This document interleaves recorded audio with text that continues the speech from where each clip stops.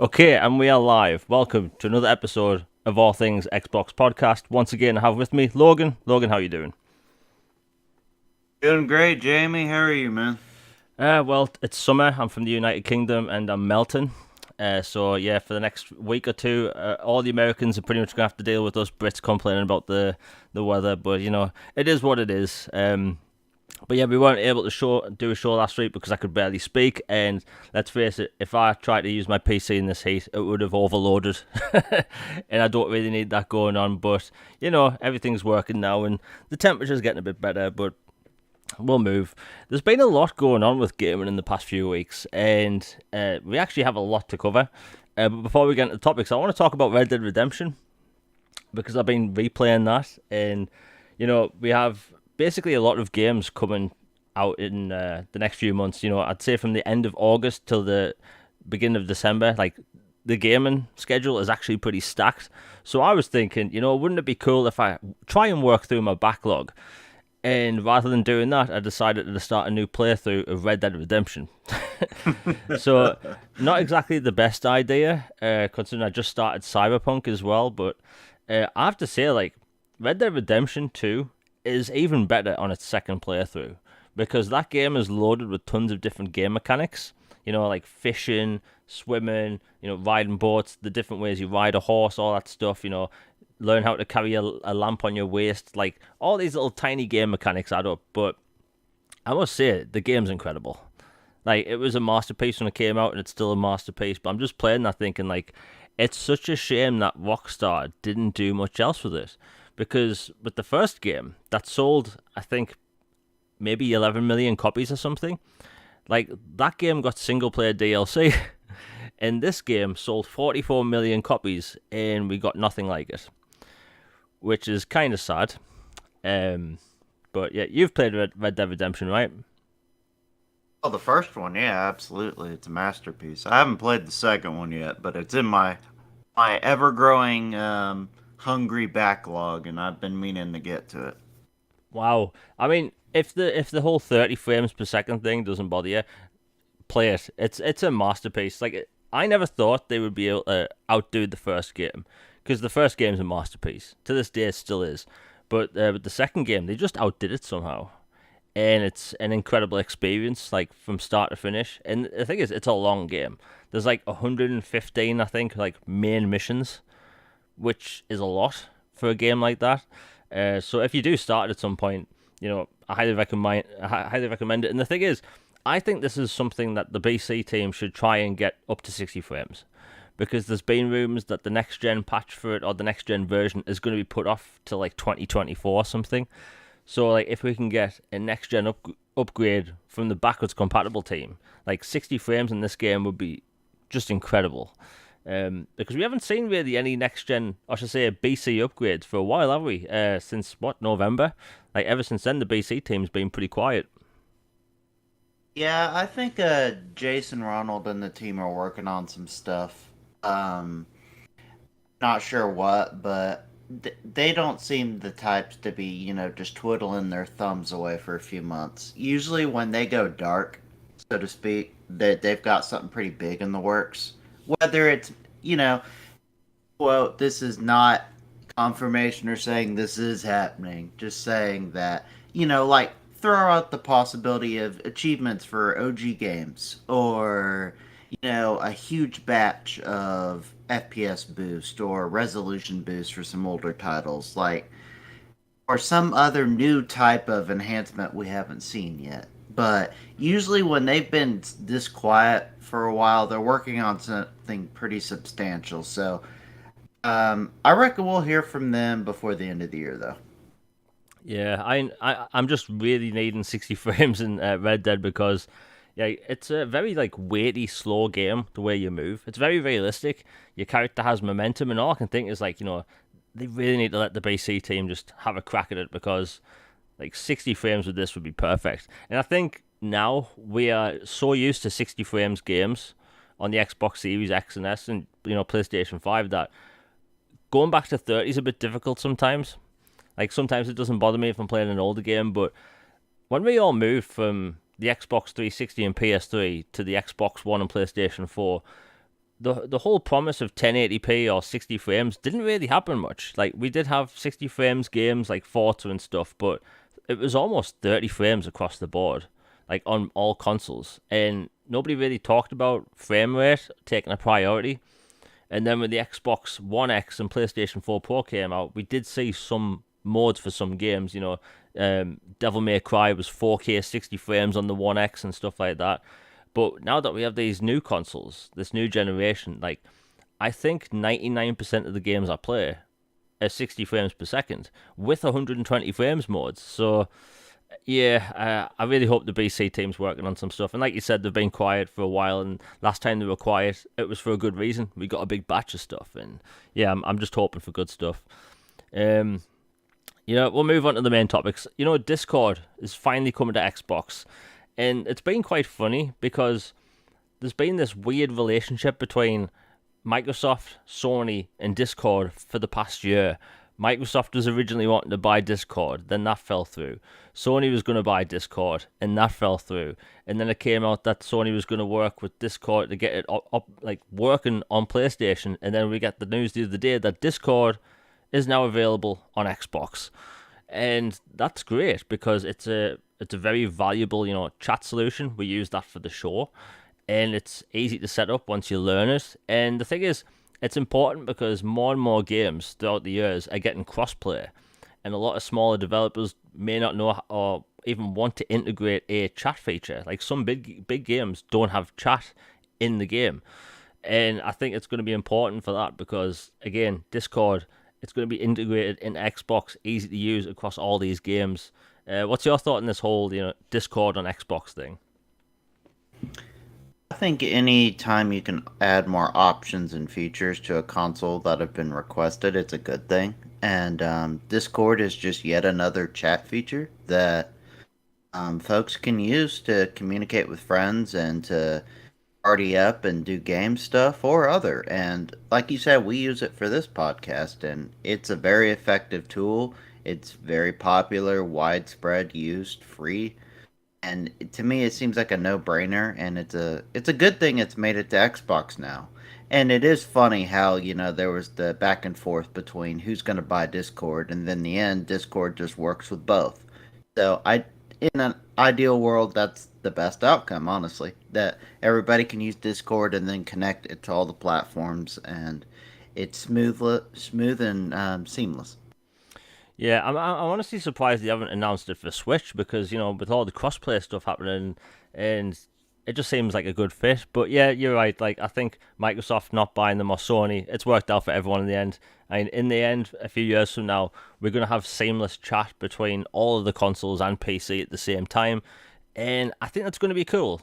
Console wars and all that stuff will always happen, but the fact that we're going to be able to play cross-play games, like Multiverses has cross-play, things like Fall Guys has cross-play. Like, I've been playing Fall Guys with one of my mates and his partner, and she plays on the Switch, and we all using cross-play chat. And sometimes it doesn't work well, you know. That's just the teething issues of cross-play chat at the minute. But once they get Discord integrated into more games, it should be seamless.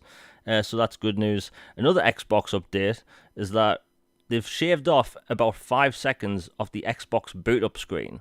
So when you power off your console or unplug it and you get the Xbox logo at the beginning, it takes around 8 seconds normally to start, or 8 or 10 seconds. Well, they've shaved it about in half, which is actually really impressive. I never really thought they'd actually do that because it didn't really seem like a lot of time. You turn on the Xbox, you go sit down, you're in the menu, and they've just made it shorter, which is really cool because, again, this is a little tiny update that no one was asking for. Nobody's complained about the boot up time for an Xbox Series X or S, and they did. They updated it, and I tried it today, and it's fast. And it's like in the age of like having SSDs normally in consoles now, it's just good. Have you tried this yet? Yeah, I actually just booted up my system today, and it, just blink and you miss it, and it's ready to roll, which is super awesome. The fact that we can, have modern systems just ready to go, lickety split, and we can hop into our games with quick resume and just smart delivery, and just the Xbox interface system is just pristine right now and running on all cylinders. It's marvelous. Yeah, and the whole updates over time thing, it just works out for the best. Like if you remember, like the Xbox One operating system back in 2013, it was bare bones and it was slow. And you look at now, even though they haven't really changed it to like something completely new, it's just gotten better and better over time and faster. And it's like it's just completely seamless now. Going to the Xbox store now just takes like a second, whereas before it used to take maybe like 8 to 10 seconds for images to load. Now that's not even an issue. You have trailers that autoplay in the store now, and even the Xbox One boot up time has been shortened as well. So everyone wins. Small updates, but hey, I'm all for it. Before we go into the main topics, I want to say that if anyone's enjoying the show, please like, share, and subscribe. It really helps out. And yeah, sharing really does help. We're trying to grow and all that stuff. Anyway, we'll continue. So when we write the topics for a show, we look at what's been active for the past week or two and what we haven't talked about in the last episode. And normally, in the list is a Square Enix rant, right? Now, this week, I didn't really have anything planned up until about 10 minutes ago or so. But before, Logan mentioned that he has a Square Enix rant. Now, I have a feeling it might be about the same thing, and I want Logan to say yes if it is. Has it got anything to do with Eidos Montreal? That's a pretty good guess, Jamie. I would say yeah, it does actually. Okay, right. So now, if people have been following me for a while, I talk about Eidos Montreal for a good reason. I've talked about them for years. They're one of my favorite studios. I honestly thought Microsoft was going to try and buy them from Square Enix at some point because they seem like such a good fit. They make incredible games, and the list goes on. Deus Ex, Mankind Divided, great game held back by its marketing. Deus Ex Human Revolution, colossal success, even though Square Enix didn't really talk about it that much. And then we have things like Guardians of the Galaxy, which is incredible. It's also an Xbox Game Pass. I highly recommend it. That was my game of the year last year. Incredible single player game. You get all the skins in that game just by playing it. There's no microtransactions at all, nothing forced or anything like that. Incredible single player game. They didn't market it much, and people just thought it was set in the Avengers game universe. They thought it was a live service game, and that wasn't Eidos's fault. That was Square Enix's fault. Square Enix is useless, man. Like, I'm happy that they sold off, Eidos and Crystal Dynamics to embrace it, because Square Enix, like, I read today, just before the show started, like, Nabel on Twitter posted the conversation, and basically Eidos Montreal were thrown under the bus all the time. We saw that from a public standpoint whenever, the sales didn't meet expectations, because that happened with every single one of their Western games. They just threw them under the bus. But, the developers over there were, worried all the time. And the thing is, Square Enix would always say things like, oh, this game needs to sell, I don't know, 15 million copies or something. And the thing is, these games were selling 7 million copies, and Square Enix would complain about it. This is the company that spent $100 million developing the Tomb Raider reboot, and they spent over $110 million on its marketing. A household name, Lara Croft, Tomb Raider. They spent more marketing than the development of the game itself. The dummies. Square Enix doesn't know what they're doing. They cherry pick what Japanese games they put on Xbox. They threw their Western dev teams under the bus for the past decade or so. And just reading that story today made me feel sad, because they have great people over there making incredible games. And I don't know, man, before I continue just ranting, and I'm just going to mock Square for a bit. What's your thought on that whole situation? Because it kind of made me sad. Yeah, it kind of made me sad, but it's weird. But I simultaneously feel sad, mad, and glad about the whole thing. I'm sad that they were thrown under the bus. I'm mad about how they were treated, but I'm glad they're free now. I I would, in a perfect world, I think if Activision Blizzard deal wasn't, looming, and Xbox had to, be on eggshells and make sure not to, tip over anything or startle or make any sudden moves. And I think in a world where that wasn't a thing, I think there's a good chance they are an Xbox studio now, along with Crystal. But at the end of the day, if you have to choose all of Activision Blizzard King or Eidos and Crystal, you choose Activision Blizzard. I love Eidos and Crystal, but I mean, the scale, everything, it makes sense why. But I'm just glad Embracer's going to give them the chance to make what they want and have, reasonable expectations and, give them resources and let them, bring back some older titles or IPs and stuff and not just, be stuck on one thing. And then the fact that Square, and basically they even brought it up that he said that we were basically sold for chump change just to kick us to the curb, get rid of us so they could move on. And it was like kind of insulting.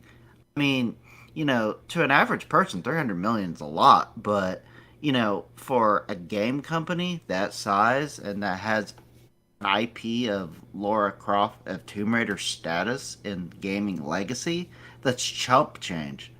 And the fact that they were able to get those studios for that cheap and the IPs that come with them is just mind boggling and insulting at the same time. But kudos to Embracer for pouncing on an opportunity. I'm looking forward to them bringing ports and remasters, reboots, remakes, sequels. Everything they do. They're the Frankenstein's publisher. They resurrect everything. So I'm looking forward to that.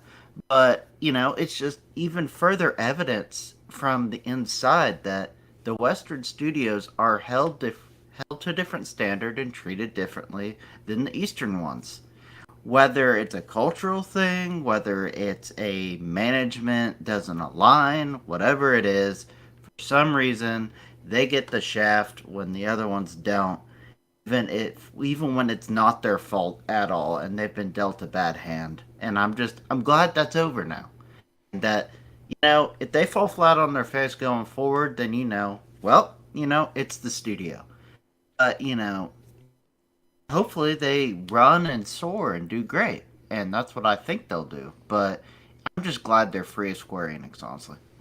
Yeah, I mean it's completely a tale of like two different publishers because they sold them off like 300 plus million, which seemed like nothing because I'm sure Tomb Raider itself as an IP would be worth at least 300 million, because the movies, there's a new movie in the works. The last one did okay, I believe. I saw that. Really good film, actually.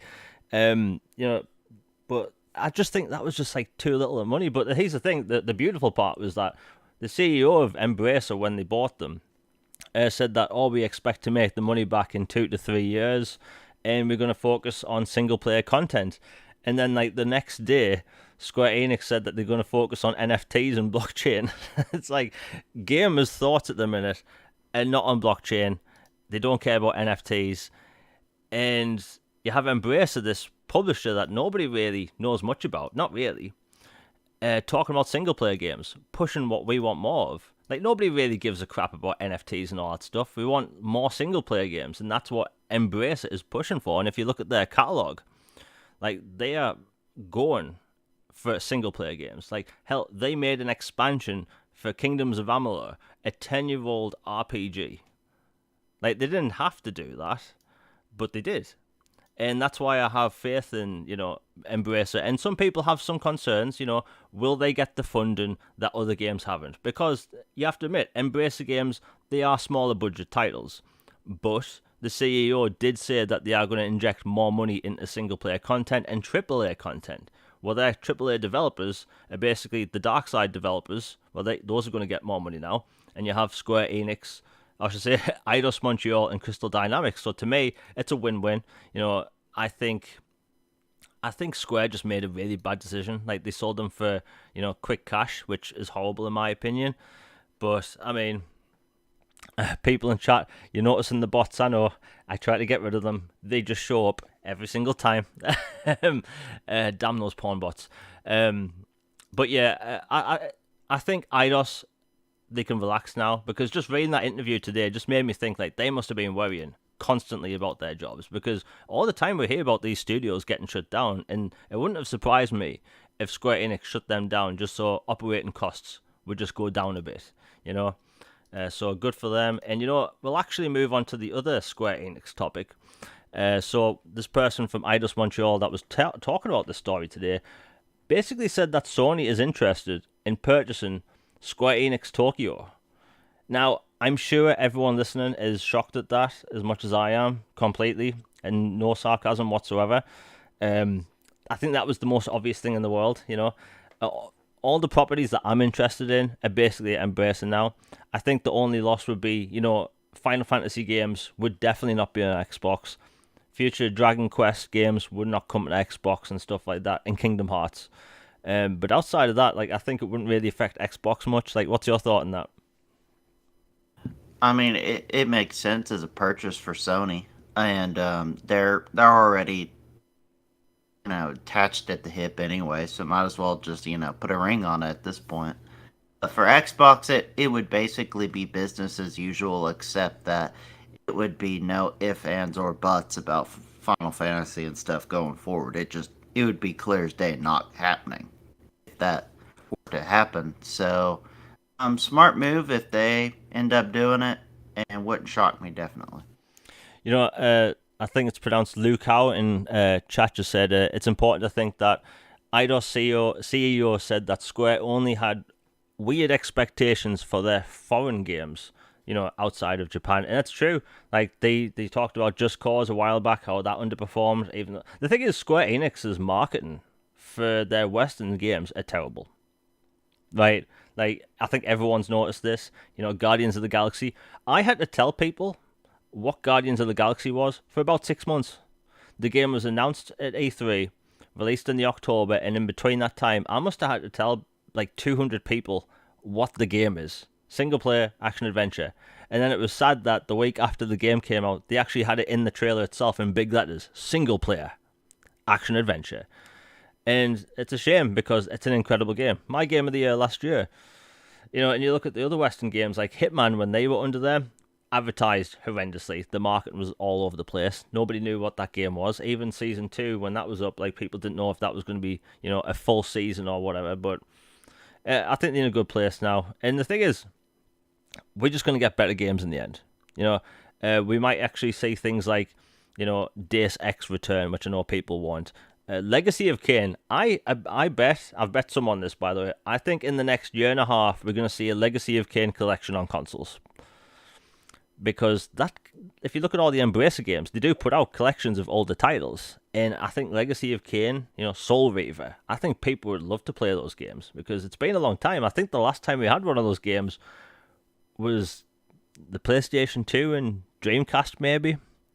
So it's been a while. Have you ever played any of the Legacy of Kain titles? I've actually not, but I've heard great things, and I'm interested if they do port them. Yeah, basically, third-person platformer thing. Basically, what we saw a lot of in the early 2000s, but really cool characters and all that stuff, very gothic designs, neon lights, all that stuff. But I think we're just going to see more, better games because of it. And the thing is, when Square Enix start talking about NFTs and all that stuff, yeah, you can see people are finally having a big pushback. There was an NFT console announced a few weeks back. People are pushing back. It's we've complained about microtransactions and all this stuff in other games, and I'm on a bit of a tangent here, but I think developers are beginning to notice the pushback. The $70 game thing is a bit much, in my opinion. Games should not be $70. People are mentioning it more now because, when certain remakes are $70 and you're getting less content, games with microtransactions all over the place. And then you have, big publishers like Square Enix pushing forward with that stuff. It's a weird time, but yeah, I'm just in a ranty mood today because we didn't do a show last week, and honestly, I hate Square Enix at the minute. I love Eidos Montreal. Deus Ex Human Revolution is one of my favorite games of all time, and the fact that they put that team on blast over nothing and made them think that they were going to lose the jobs all the time kind of upsets me. And I've lost all respect for Square. And to be honest, Sony can buy them for all I care. It will be a shame to see less Final Fantasy games than we already see on Xbox. But even the way they put Japanese games on Xbox makes no sense. They say no Final Fantasy games are coming to Xbox, yet we get Strangers of Paradise, Final Fantasy Origins. We're getting the Final Fantasy Crisis Core remake. we're probably going to get, the pixel remasters at some point, but we don't get the mainline Final Fantasy VII remakes. Like, it's all over the place. Like, either put the games on there or not. I don't know. And the thing is, when it gets to October this year, or November, whenever the game comes out, Xbox gamers are going to be put in a very precarious position. Do you buy the game in hopes of getting the Final Fantasy VII remake, or do you not buy it, and then maybe it'll make the situation look worse because nobody bought the game? Like, like, am I the only one that's thought this? Like, it is a weird situation, isn't it? Yeah, it's such a cluster how they do things with ports and stuff, and honestly, it would be kind of a relief if they were just bought and then it's like end of story. It's like it's just not happening. Move on. Instead of the will they, won't they? Then it's just they won't. Yeah, but we'll probably see more news like that stuff over the year. And here's the thing: the Bungie thing's been done. They've bought Bungie now, and they probably go ahead with more acquisitions now. And probably Microsoft will do the same when the whole Activision deal is done, which we'll talk about later. Anyway, we'll move on. Actually, Lucao, if I'm saying Lucao wrong in chat, just let me know. What pissed me off most is how other Final Fantasy games come over to Xbox, but they totally cloudy. Yeah, I think the problem is that Square Enix, I keep saying these Final Fantasy games are not coming to Xbox, and they put these like spin-off titles on, and then they give people hope. And I think that's the main problem. They should just say right now that Final Fantasy VII Remake is never going to be on Xbox. And I think the main reason why people just keep thinking it will come over is that in 2015, when the original Final Fantasy VII port came to PlayStation, the head of Square Enix literally said on stage, "This will only ever be on PlayStation." And then 4 years later, it gets put on Xbox and Switch. Well, 4 years is not never. So I think that's why people are still holding out hope, because they lied about the original version. So what are they going to say about the remake? Are they going to wait till sales hit an all-time low on other platforms and then port them over to Xbox and Nintendo's next console, for extra cash? That's what I'm thinking. I think it's an inevitability. I think it's going to be like a year and a half or maybe 2 years before these games come over.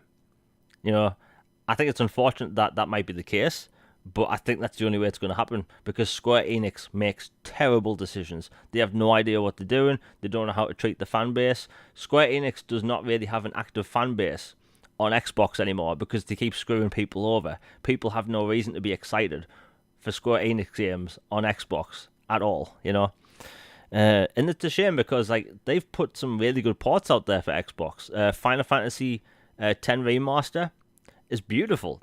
It runs full 4K on Xbox One X and Series X, and it's a gorgeous game. Brilliant remaster. Final Fantasy VIII remaster, beautiful game, and I think as people are just wanting to know, is it coming over? Is it a possibility? But nobody knows at this point. Anyway, we'll move on because I could rant about Square all day at this point. I want to talk about the game I played on Game Pass. So every time we get a Game Pass list, there's normally some big titles, some smaller titles, and a smaller title was announced for Game Pass a few weeks ago, and it's called PowerWash Simulator, right? Now, I was thinking, what the hell is this? Why would anyone on earth play this game where you clean surfaces with a power washer? That wouldn't be entertaining in the slightest. So anyway, I downloaded it, and it turns out it's actually really relaxing. And here's the thing, I don't even understand why. There's YouTube videos of people cleaning carpets and cleaning walls with power washers, and then we have a video game about it. And here's the thing, I know it sounds boring, and I get why people might want to dip when I mention this, but honestly, very relaxing game. Have you played it? Yeah, I'm hooked. I love it. I know it sounds ridiculous, and it's making me reconsider me clowning on Lawnmower Simulator and some of these other ones in the past. Like, why would I do that? Like, it's not enjoyable to do it this time. Why would I find it fun on this? But for some reason, something about this game is just really fun. And it's a perfect title to have a podcast or music going in the background while you play it. That's what I do.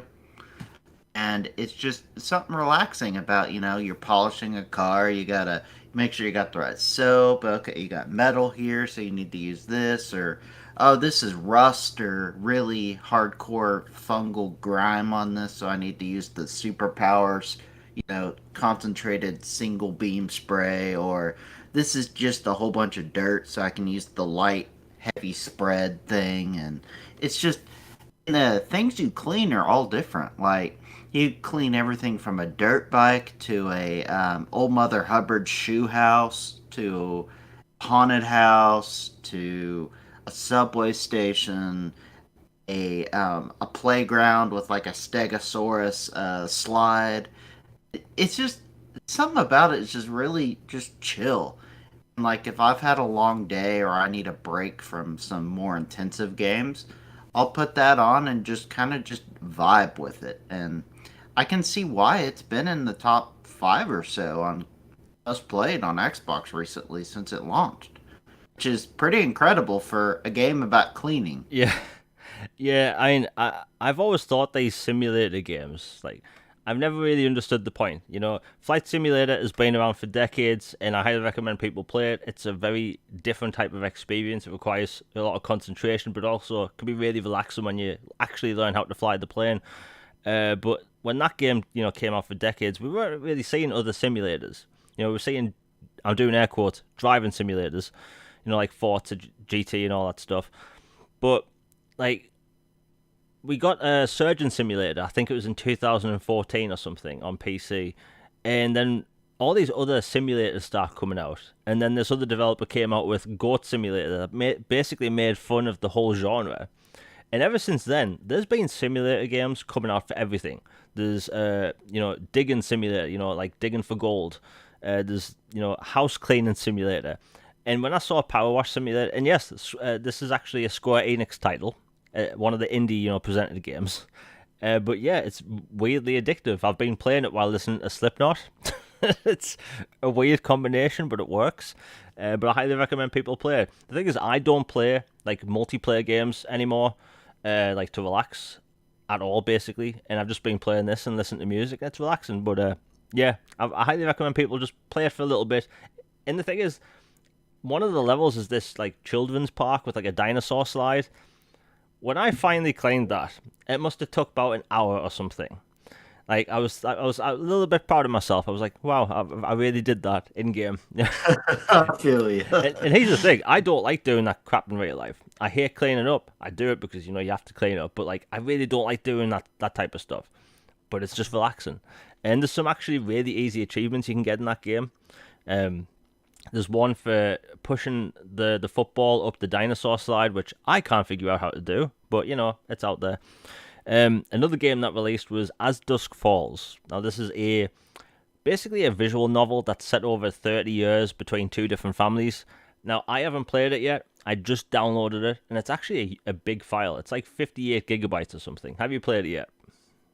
Yes, I actually completed my first playthrough just a couple days ago, and it's firmly in my top 5 for game of the year right now. It's Wow. really, really, really good. um, I know there are some people that, question whether a visual novel or a walking sim or a quote game or should be nominated for this or that, but it's truly just incredible writing. And the art style takes a little while to get used to, kind of because it's like almost comic book, but almost real looking at the same time. Kind of this like kind of weird pseudo fake out kind of vibes to it. Once you get used to it and like the overall kind of vibes of the game, it's just so well written, and the characters are all acted very very well. There'll be some voices you recognize, like Adam Jensen from the Deus Ex is in it. Is one of the characters.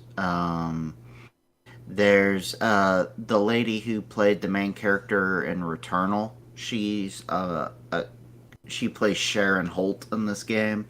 There are several other people that are very well done. and it's like set in the 90s and 98, and then it hops to 2012. So over this period of time, you get flash forwards or flashbacks, and it's it's so fascinating. Like all your decisions matter. Like even something as simple as you think it's a little white lie or a little like, oh, this isn't that big of a deal. All I'm choosing is whether I, pick up this item or I decide to go out this door instead. And then it could have dire consequences. Like it it's crazy, and like some of the plot twists you won't see coming at all. And it's just so fascinating. It's part heist movie, part family dynamics, part, No Country for Old Men, part just um it's just really coming of age story, and then like there's heavy themes like um depression, anxiety, suicide, debt, marriage, divorce, you know is it better to live with this, or is it better to be upfront and not do that? And just I don't want to spoil things, so I'm being kind of vague and cryptic, but it covers a lot of things, and your choices absolutely matter. And I absolutely recommend it, especially if you like The Walking Dead, old other old Telltale games, and stuff of that nature. You will probably have an absolute, time with this. Yeah, I'm looking forward to playing it. I mean, I think this is one of the reasons why its reviews are kind of all over the place, because it's a visual novel, and some people don't really get entertained by visual novels, and it is in the category of it's more of a it's walking simulator, or Telltale type thing. You're playing for basically the story. Like there's not much gameplay, and like you said, it's just choices, and I think that still makes it a game. I just think we do categorize visual novels as video games, like how we categorize flight simulators as video games. Um, but yeah, I'm looking forward to playing it. The art style is very strange. It looks like old timey, like sort of like drawings.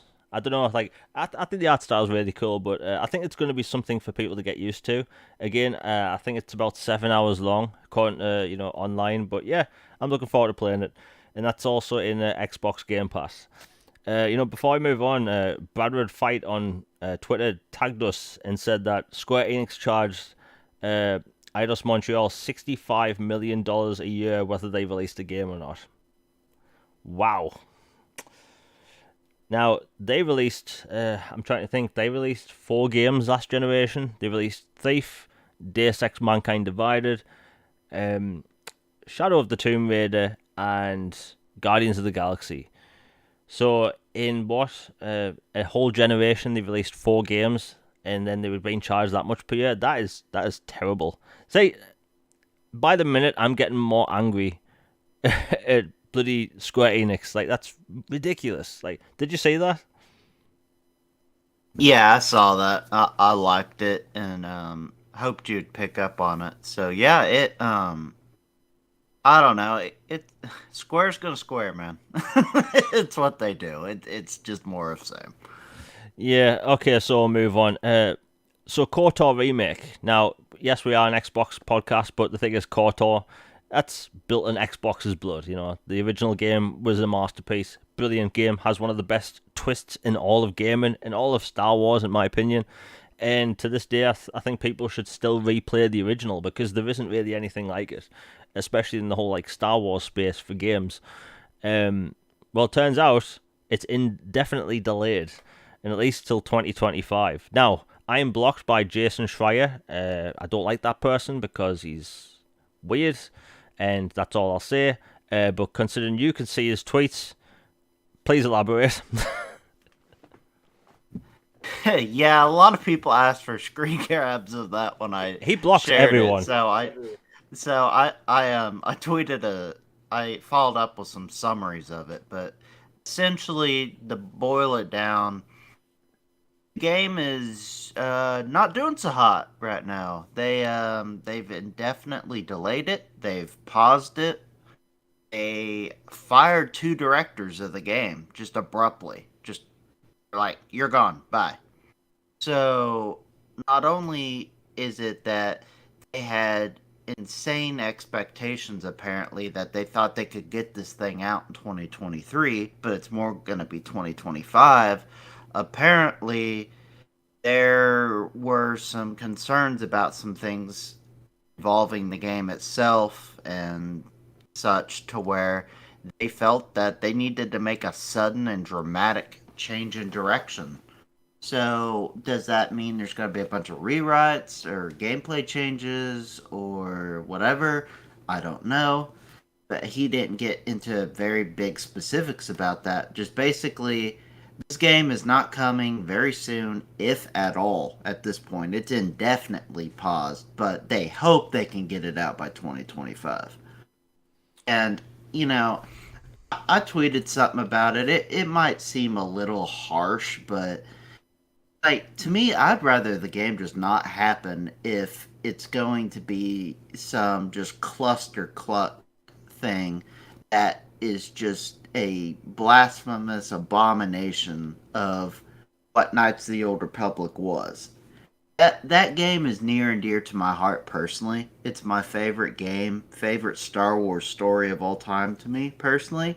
So I revere it, and to me, I would take it quite personally if they just butchered this thing and came out with some just awful, just rescoped, rescaled, changed a whole bunch of narrative for various reasons, and just made it into some shallow a cash grab attempt at a new game. Like if it came out like that, I would be very, very displeased. I would rather it just not happen than that to happen. I mean, there's still hope that it could come out great. And, if they push ahead with the game, I absolutely hope it's awesome. And it, revitalizes the game and it's a masterpiece again. But when you start hearing stuff like this, and especially when it's a relatively unproven studio, aside for some ports, it raises some big red flags to me. Then I had some people comment that, maybe Xbox dodged a bullet after all with not getting a deal for that. And, without being in the know about what goes on behind the scenes, I can't say for certain, but at this moment, it kind of looks like they really did. Even though I was pretty pissed, to be honest, that they didn't get the deal because it was a legacy title with OG Xbox. It seemed like a no-brainer that, of course, you pick up Knights of the Old Republic Remake. This is one of your all-time classic titles associated with your platform. But if it's going to end up being just horrible, then, it's better not to have done it than to have tried it. Yeah, I mean it's a shame. Like that game was, a timed exclusive for PlayStation, but like I love KOTOR. It's an amazing story. But like we've seen bad remakes in the past. In the gaming space, you have to look at the proper 100% remakes. Resident Evil 2 remake, masterfully done, really well done remake. Then you have things like the Final Fantasy 7 remake. From what I've been told, really good, but not as good as the original. But then you look at like movies, right? Remember Total Recall's remake in 2012? That film was not good. Like it was an okay sci-fi film by itself, but the fact that it was called Total Recall and it shared almost nothing with the original movie, it was kind of insulting to the original source material. And if they did that to a game, like oof, I think gamers would just like revolt because like I don't want them to turn KOTOR into something that it isn't. And the thing is, you're right, maybe Xbox did dodge a bullet, but I guess this will be something we'll find out maybe years after the game even comes out, because, again, indefinitely, that's a long time. 2025 at least is a long time away. So it's sad, but I think, I think people have the right to be concerned about the studio, because think about it, they make ports of games, right? They've ported a lot of Star Wars games to modern platforms. Other than that, they don't make new titles. So it's like, what level of remake were they doing? Was it a Final Fantasy VII style remake slash, Resident Evil 2? Or was it going to be like completely redone with like, new story elements and stuff? And I think that would be a lot of people's worry. And the fact that you said that they've changed directors twice, it's kind of worrying. Especially for a Star Wars project as big as KOTOR, and remember that Knights of the Old Republic, that timeline is going to get active content from Disney in the future. Like, people want more of it, so yeah, it's a shame. I hope they get it all sorted, because we don't want bad Star Wars stuff. I want good Star Wars stuff, and we don't really see a lot of Star Wars RPGs, do we? I mean, it's been 20 years almost. It's getting there until we've had a Star Wars RPG. But yeah. Yeah, 03 would be 2023 it'll be 20 years old. Wow, I feel old. So yeah, it's been a while. Yeah. But I think PlayStation, they were obviously going for that title because it's an Xbox centric game. It makes sense. It happens. People look at Splinter Cell and they think Xbox. People look at Final Fantasy now and they think PlayStation. It happens with a lot of titles, and this is one of those titles that people thought about Xbox. So, unfortunately, that is a thing. And excuse me if it sounds like I'm slowing down the way I'm talking. We've been hit by a bunch of you-know-what bots in the chat, which is always lovely. But yeah, we'll move on. Now, why are we talking about all this stuff and bad stuff? We'll get the bad stuff out the way first. The Oculus Rift slash what's it called? Metaquest? Metaquest. I can't believe they changed the name to that. That's terrible, by the way. They've changed the prices. Now, normally, with entertainment products over time, the price goes down because the components get cheaper, the way to develop them gets cheaper, the way of sourcing the materials gets cheaper. Well, they've done something else. They've actually raised the price by $100. This is unheard of in gaming. Like, did you see this? No, I haven't. But, knowing Meta, Facebook, and how they do things, it's not surprising at all. I'm personally not versed in the VR space, so I'm not very familiar with it. But $100 price hike kind of seems tone deaf right now. Yeah, I mean, they are supported by Facebook. Like, they make billions of dollars every year. And they basically said that, to help future development of Oculus Rift and its titles and technology, they're raising the price. And I've never seen anything like it, because gaming can be expensive. It's an expensive hobby, and we're going to talk more about that in a second. But the fact that they're raising the price $100, and I hope this isn't something gamers, just forgive and let it happen, because we've seen prices raised for other things in the past, and it's happening for hardware now. Like, imagine if a console manufacturer came out tomorrow and said, hey, we're coming out tomorrow with the same hardware, but we're going to raise it up $100. People would lose their freaking minds. Imagine if Xbox came out tomorrow and said, the Xbox Series X is now $600. Oof, I wouldn't be on Twitter that day. Like, that would be the worst news. But yeah, if you're looking forward to get VR from Oculus or MetaQuest, weird name, by the way, buy it now before the price goes up, because even I was wanting to buy a MetaQuest for someone, but now I'm looking at the prices and thinking, maybe not. I'll often get, one of the cheaper ones. But yeah, that is just a terrible decision. I've never seen anything like it. I've been gaming my whole life, and I've never seen a price hike like this. $100. Wow. Now, why are we talking about price hikes? We're going to talk about game prices, because this story, and you probably know what I'm talking about, Logan. Game prices. Does it involve a remake? It does. I mean, it's amazing that you knew that. So remakes, remasters, new titles, ports, whatever. Game prices go all over the place all the time. And I think everyone listening right now knows what I'm talking about. Before I continue, if you're enjoying the show, please like, share, and subscribe. It really helps the channel out. Super Chats is now live if you want to support even more. Anyway, so prices of games. I'm going to mainly talk in dollars as much as I can, because pretty much everyone listening is from the US, according to my statistics. They raised the prices of video games in 2020 to $70. And when 2K announced this, and I believe it was summer 2020. People revolted. Like, people weren't happy. Like, their sports games and stuff was going to be $70 across the board. Not happy. And then the story went quiet because no other publisher was talking about next gen game prices. Then Sony came out and said their next gen games are going to be 70, and people went quiet. We all know why people went quiet. And ever since, some publishers have adopted the model of $70 games. Ubisoft has in some cases, Activision has in some cases, and pretty much like that. Square Enix has as well. But over time, other games have came out and done really well, and they've been less than $70. Elden Ring came out over here at $49.99. I think it came out at $50 or something in the US as well, or at least close to that. And it's like, that game sold over 13 million copies in its first month of release. And people are talking about game prices all the time. And people that defend the $70 price tag say, well, it's only $10 more. And I think that is a terrible thing to say. Like, that case does not make any sense, because to me, I've heard more gamers say, I'm not going to buy that game because it's 70, because that extra $10 or that extra £10 if you live in the UK, you look at that and think, well, that's an extra 10, I'm not buying it. And then that person will buy it in a sale for less, meaning that the developer and publisher makes less money.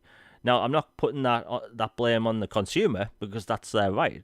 But these publishers pushing for $70 games don't realize that all these $70 games aren't selling as well as they normally would.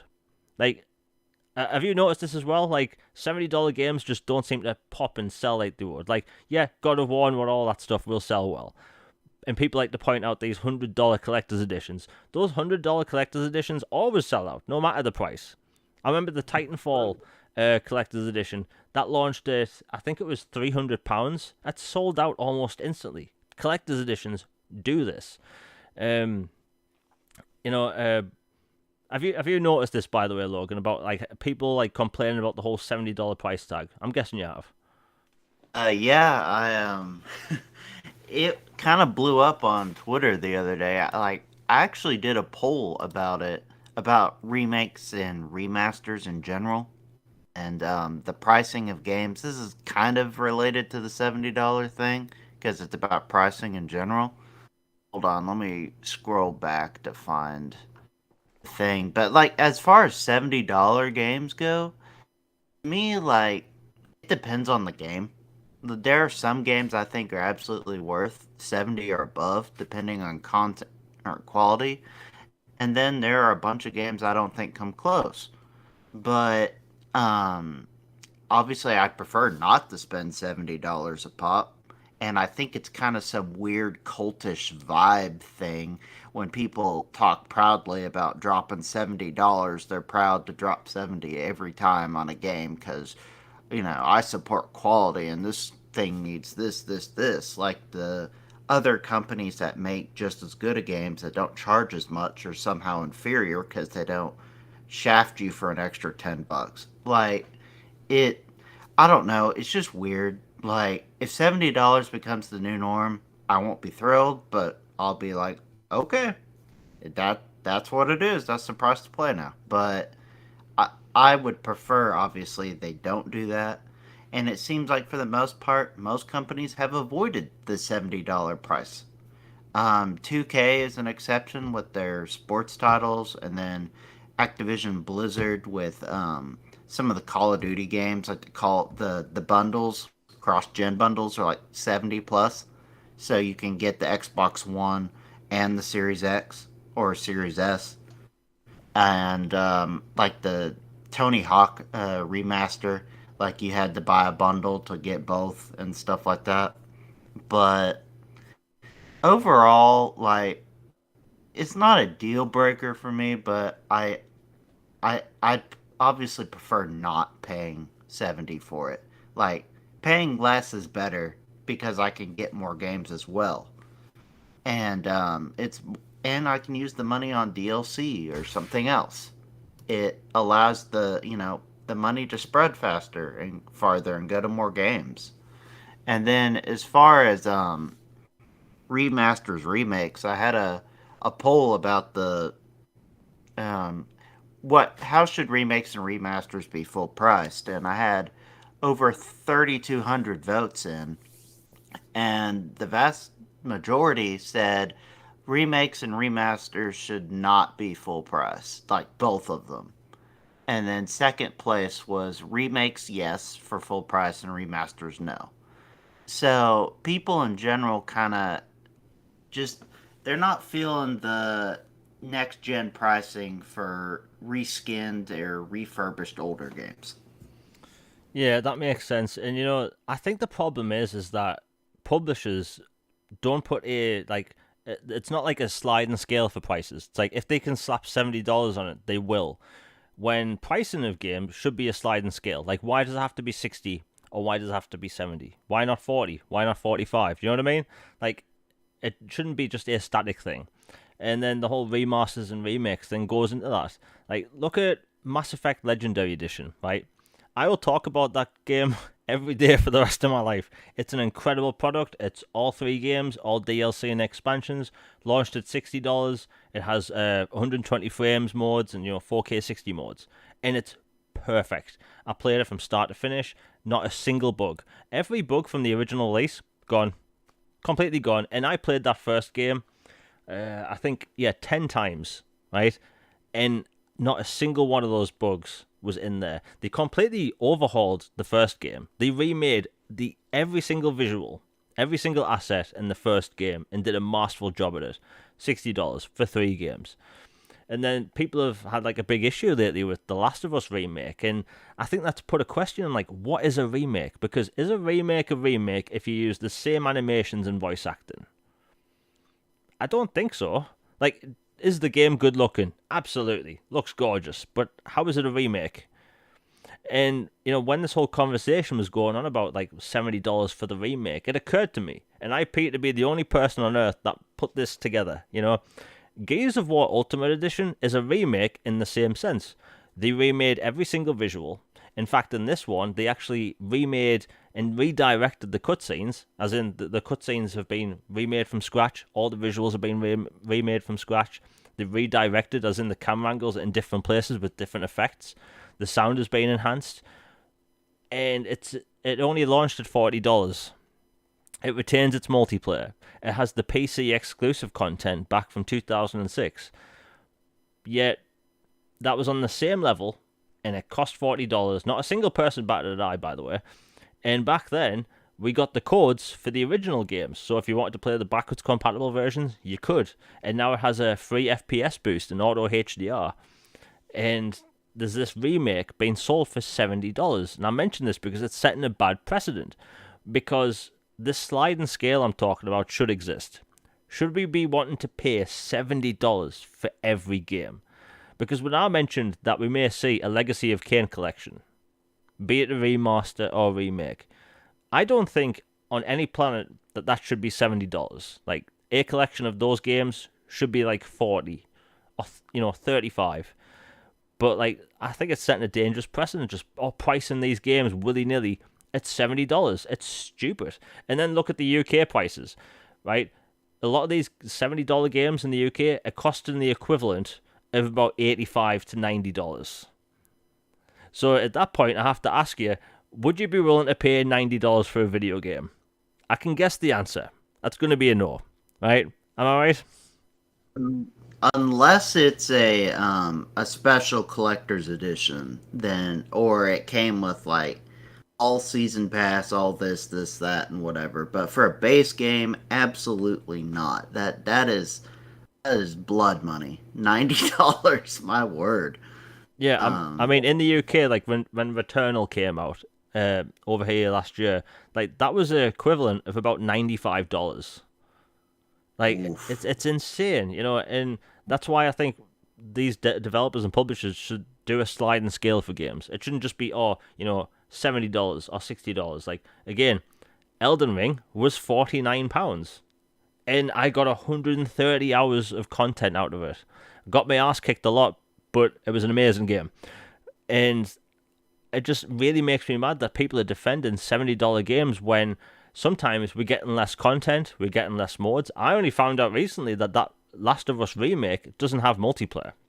When everyone used to tell me that the multiplayer in the original game was fantastic.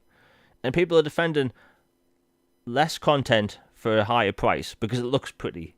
Shiny graphics. So we're at a point now where we're celebrating games that have less content for shiny graphics, $70. So next time EA now talks about a remaster, let's say a Dragon Age collection, well, will that be $70 now because that's becoming the norm? Or should it be 60 like Mass Effect Legendary Edition? That's what I'm talking about, this sliding scale. People defend 70, they say they will spend $70 on any game that they put out because they're defending the corporation. But they don't want to talk about having a sliding scale. Like, am I going nuts? Do I have a point, Logan?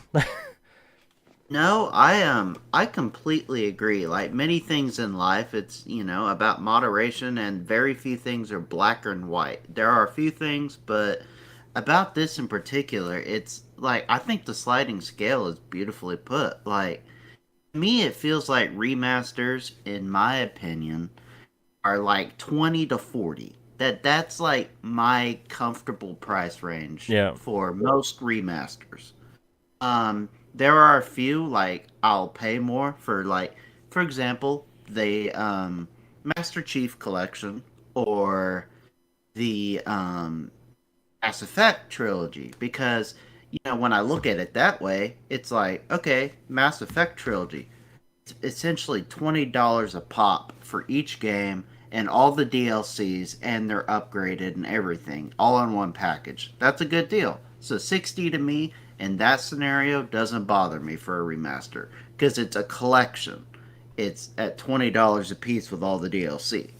And then, like, the Master Chief Collection came with all the games and all the multiplayer. And yes, it was a cluster at launch, but they fixed it. It's firing beautifully now. And then they added ODST and Reach. So, like, stuff like that, remasters like that, I could pay more. But in general, remasters to me are like a 20 to 40 thing.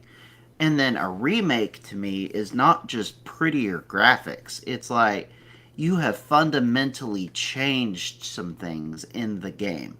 Like Resident Evil 2 and 3, for example, I think were fantastically done, especially Resident Evil 2. Like, you can see clearly that they have modernized some things and made some adjustments that make it so much better than it was before. And it was already brilliant before.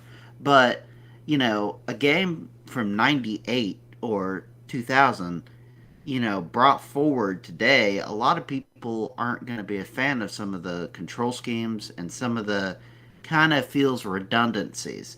But then the way they were able to modernize it and then add some more context and story and tweak a few things around to better explain things and to make navigation easier, it's brilliant, and it is a remake, a true form. But to call a game a remake when it's basically just reskinned animation or graphics, that that feels a little disingenuous to me, and definitely not worth a massive price hike like that. Yeah, I mentioned the sliding scale because in the UK, like some games, the prices are all over the place. Like sometimes they do the whole forced 70 thing, which nobody really likes because again, that's like $85. But things like the Alan Wake Remastered, right? That is one of the best remasters I've ever played. It came out in the UK at £25. Like to me, that was worth every penny. And again, one of the best remasters I've ever played, up there with Mass Effect Legendary Edition and Saints Row the Third remastered. Excellent remasters at a really good price. Now, the reason I mention this and why I sound so annoyed is because if we look at people defending $70 games, because it's next gen, right? It's got that shiny next gen experience. They are basically saying, oh, so $80 is going to be okay next gen. That's a worry because every time the price goes up in the US, they make the prices go up in the UK as well, even though that costs a lot more. So I have to ask everyone listening, and you, Logan, does the thought of $80 games next gen bother you? Well, yeah, it does bother me because that would significantly dampen the amount of titles I'll be playing. Because, you might say, well, it's just a $10 price hike, but I mean, it adds up eventually. You keep adding 10 and 10 and 10 onto these titles every gen. Or and then it's like, okay, is it $80 but it includes season pass and all this, or is there a bunch of transactions baked in and I have to buy a $40 pass for this and that? Or, this version comes with this, but this bundle comes with that.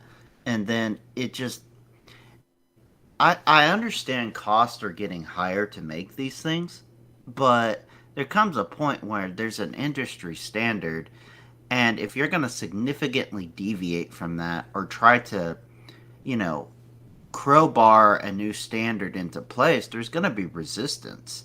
And as long as people vote with their wallet and kind of just wait till these games go on sale, then I think we will be saved from that. But it is a worry. Yeah, I mean, the thing is, we will know in about 5 to 6 years, like when we start seeing pre-orders for Call of Duty, 46 and all that stuff, and when we start seeing, $80 price tags. Like, these companies will feel even more that people just buy these games less. Like, it's a worry because normalizing $70 is going to normalize 80 next gen, and I don't want to be paying £80.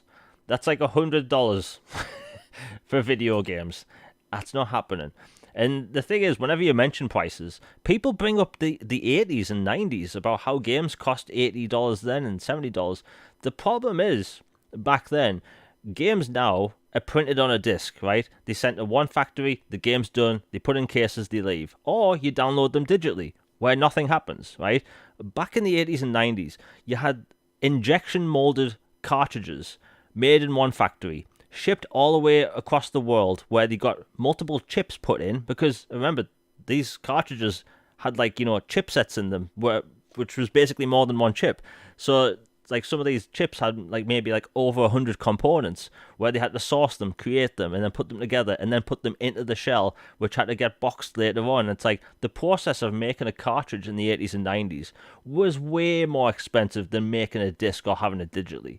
That's why I think the whole bringing up the, like, old game prices makes no sense, because that stuff doesn't happen now. Even for Nintendo's, like, Switch carts, like, the development isn't like that, because it's solid state drive, like, storage basically, and it's like, stop bringing up the old prices. I'm just worried that we need to get a sliding scale into place for video games, because again, Elden Ring, it's going to be probably game of the generation for a lot of people, and it launched at £49, or like, $59 or whatever, and it's like, stop defending $70 games. That's all I'm trying to say. I'll move on to a different topic, but like, I think people just need to call out this stuff more. It's like, yes, these people will defend Sony in the $70 games. People defend 2K in the $70 sports games, and it's like, how much are you willing to spare before you're willing to complain about it? Because $80 games next generation will be scary. Like, oh my god, just think about it. Anyway, we'll move on. I'm in a ranty mood today. While we talk, Man, you're about making me go crazy over here. It's been a brutal one. I think it's the heat, man. Like, I'm British. I'm gonna complain a lot. While we're talking about physical stuff, Persona 5, that is definitely 100% confirmed. It's getting a physical edition for Xbox later this year. Awesome. Which, you know what? Even though it's going to be in Game Pass, I think I'm going to buy it. Plus I think the art of that game's really cool. So if people want to go out and support it, you have the option. And the thing is, one of the reasons I like being subscribed to Game Pass while I have some of these games in case is that I don't have to get up and get the disc. Like, I have the benefit of playing it digitally while also having it on my shelf. I know it sounds lazy, but I just like my game cases. And the thing is, as an experiment, last year, 2021, I tried to go the entire year without buying a single new physical release. And I did that. And I came to the conclusion that I really miss physical media. So I've started buying physical media again. I'll probably regret that someday when we eventually go 100% digital, but I'll leave that to another day. We'll move on. Oh, Speaking of which, oh, sorry. no, Go ahead. continue. Oh, I was just gonna say, like, talking about physical media, you remember when we actually used to, this is gonna date us probably, but you remember when we actually used to get manuals in games and stuff like that? Yeah. And, like, sometimes it'd have a little bit of story written on about the characters or the world and stuff.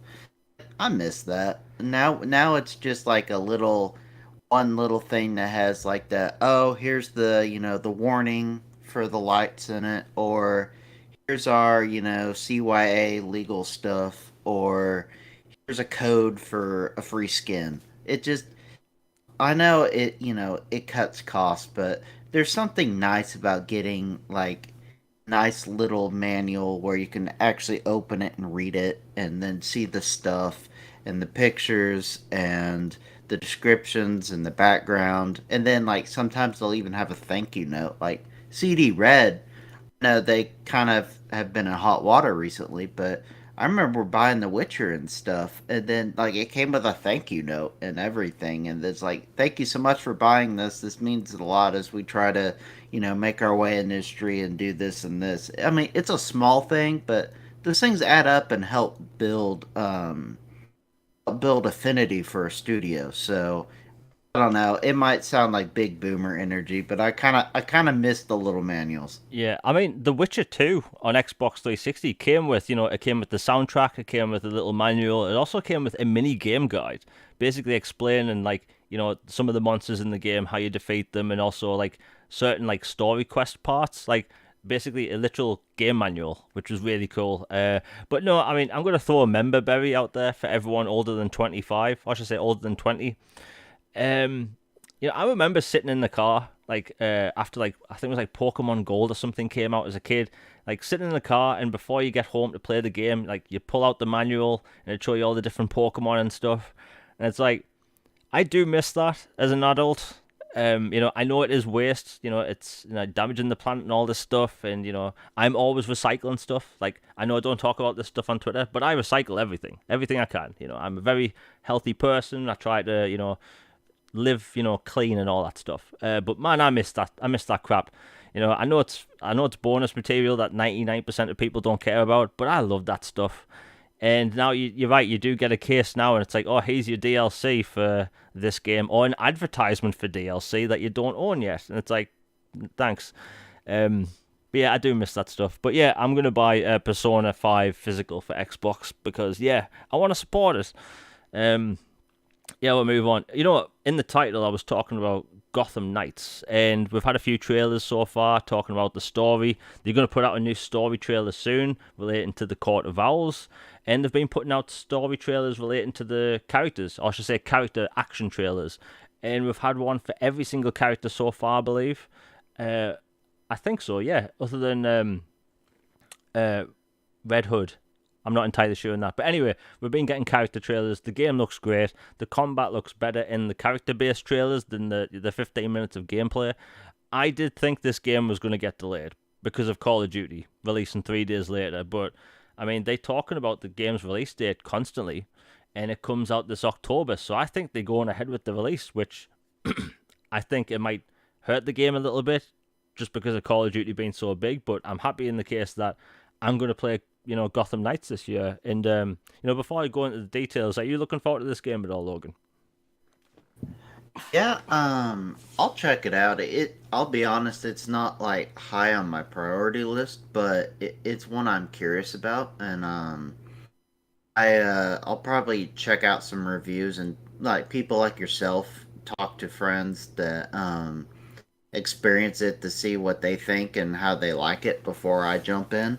But it looks interesting, and me on one hand, it seems almost kind of like super bold to try to release that close to Call of Duty, which is always the number one or number two besides GTA. They coin flip seller, and then on the other hand, it's like, well, how much of a overlap is there between the people who are interested in comic book superhero type action games and the hardcore Call of Duty horde that always descends upon, Call of Duty this that, and they buy it up every year. Like, how big of a detraction is it? Because they're not similar at all. Like, to me, like, it would be like catastrophically dumb if it was a FPS game or like a military type shooter from a smaller company trying to release next to Call of Duty. That would be like, this is a death sentence for your game, sales wise. But for a superhero game, I don't know. I could see it either way. You know, that just reminded me of when Titanfall 2 released in between Call of Duty and Battlefield. Oof, that was that wasn't exactly the best decision. Yeah, Um, that was just a set it on fire and punt it kind of thing. yeah, That was. I, I mean, I talk about that game a lot because I think the campaign's amazing. But wow, that game was just set out to die. Like they clearly just didn't care. Yeah. um, but anyway, back to Gotham Knights. So a lot of people have been wondering how does the open world work, because this is the first open world DC game to have a living city. They've always had some lame excuse to why it's just empty. You know, or everyone's just in home, or everyone's escaped, and all the people that are there basically are just criminals. And it's like, well, why are they still trying to save the city then? Well, it turns out we have some information. One of the developers on Reset Era last week was talking about the game. By the way, I don't know why developers still go to Reset Era. Those games get torn apart in every which way. But yeah, Gluttons for punishment, man. yeah, but you know, I'm props to them like for answering questions. So the city's made of multiple different districts. It's going to have, you know, basically the whole game is set at night. I think everyone knew that anyway. It does have weather that varies over time, so it does have dynamic weather, rain. They haven't said anything about snow, but I'm guessing there might be snow, depending on what time of year it is. The traffic varies from each district because the city is made of, I think it's 5 different districts. Some areas will have dense traffic, some areas will have less dense traffic. The pedestrians actually walk around and do things. They actually go around, go to walk, talk to each other and stuff. And I've been wanting this in an open world DC game since I was a kid. You know, open world DC, or I should say DC games when I was a kid, they were terrible. Like on the original PlayStation and Sega and all that stuff, those games weren't good. Like I think it was Batman Returns on the PlayStation 1, terrible, just terrible. But as you know, like the past few DC open world games, they've been good. But yeah, where is it? Oh yeah, so it's made of 6 different districts. The citizens actually talk to each other and stuff. But yeah, it looks like we're gonna have like dynamic crimes and stuff. So basically, when one of the supervillains takes over for the story arc, when it's their arc, it looks like one of those districts are going to be completely taken over and be affected. So we've seen in the previous gameplay where Dr. Freeze takes over a certain part of the district and it's all covered in ice and snow and stuff. And it'll affect how the pedestrians act and like all the civilians and stuff. So it looks like that's going to happen across multiple different districts for different types of like villains, which is interesting to me because across Arkham Knight, Arkham City, and Arkham Origins, we never had that. There was characters just walking around, but they weren't civilians. They were just bad guys, which you had to take down. The bad guys didn't really interact with the environment, other than Poison Ivy in Arkham City. So as an Arkham fan, like I'm looking at this, like really intrigued. Like I was going to buy this game anyway, but it just sounds better and better every time now. But yeah, what's your thought on this? Because you said it's not on your radar as much, but does the living city part draw you more? Yeah, absolutely. I love dynamic cities and environments where it feels like a living, breathing city. Like, I know this is an older game and they've enhanced since then, but like, remember like in GTA 4, like you could go to the internet cafe or you could go bowling and do all this and that. And it felt like Liberty City was just so immersive, like people are like, I'm walking here, when you're driving with a taxi or you're trying to, do whatever. And it's like it adds so much more depth to the title than if you have living, breathing NPCs and then villains and characters interacting, rather than, like you have the infamous Spider-Man 2 boat people with blurred faces that don't do anything, they're just there. It's way better, and it definitely helps the game in my opinion. Yeah, it sounds good, and again, it looks like they're still going for the October release date, and props to them. I'm gonna buy the game, can't wait. But yeah, we'll move on. Next up, I want to talk about Immortals Fenyx Rising before we get into the like big topics. So, Immortals Fenyx Rising came out in 2020, and it was my game of the year. It's basically Breath of the Wild, but weapons don't break. Now, I hate it when weapons break in video games because that's just something else I have to think about. But I And loved it. royally pisses me off. Yeah, item durability in Dark Souls really made me mad. Like it's just something like I think Elden Ring wouldn't have done as well if it had item durability. Because it's just annoying. But it was a fun game, and it doesn't take itself too seriously. It was a fun adventure. Well, Jeff Grubb's recent podcast, he basically said that there's a sequel in the works. It's more of a spin-off, but yeah, basically in the same vein, and it's going to be set in the Hawaiian Polynesian setting, which is really interesting because I thought they would have went with either Vikings or Egypt. You played that game, right?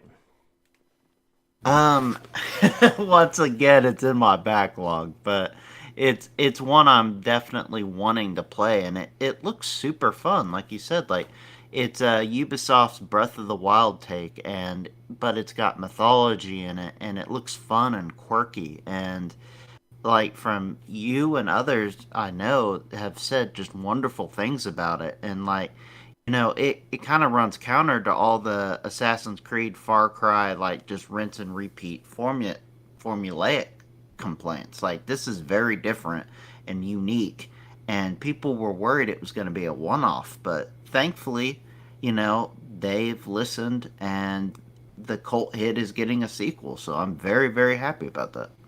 Yeah, I'm happy for this news. Again, if people haven't played it, it's on sale right now. I think it's like 75% off. So definitely worth it.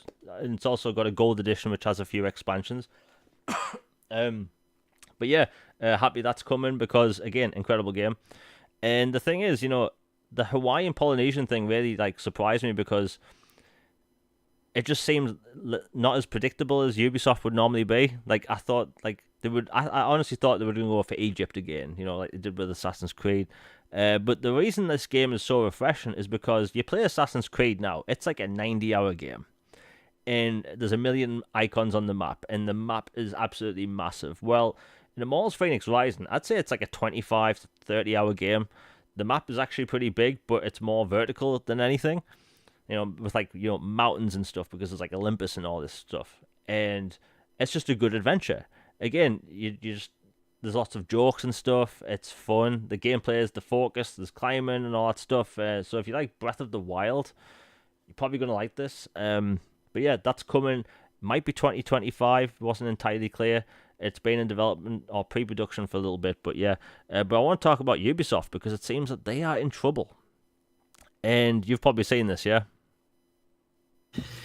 Yeah, UB and Square are punching bags on here. Seems like. Yeah, and like I like Ubisoft games. Like a lot of the games on my shelf are just made by Ubisoft. I think they were my favorite publisher. I'd say pre 2014. Coming out with Splinter Cell Blacklist, Far Cry 3, Assassin's Creed 4 Black Flag.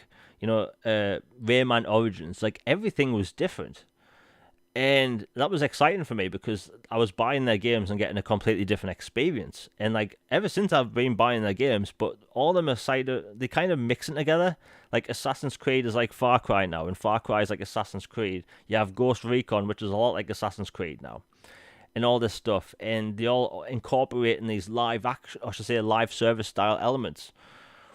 And I think eventually it was going to blow back on them. I will buy the next Assassin's Creed. They were meant to have a small Assassin's Creed game launching later this year. Looks like it's been pushed to March or February next year. And this is going to be 100% single player, smaller style game. I'm probably going to get it.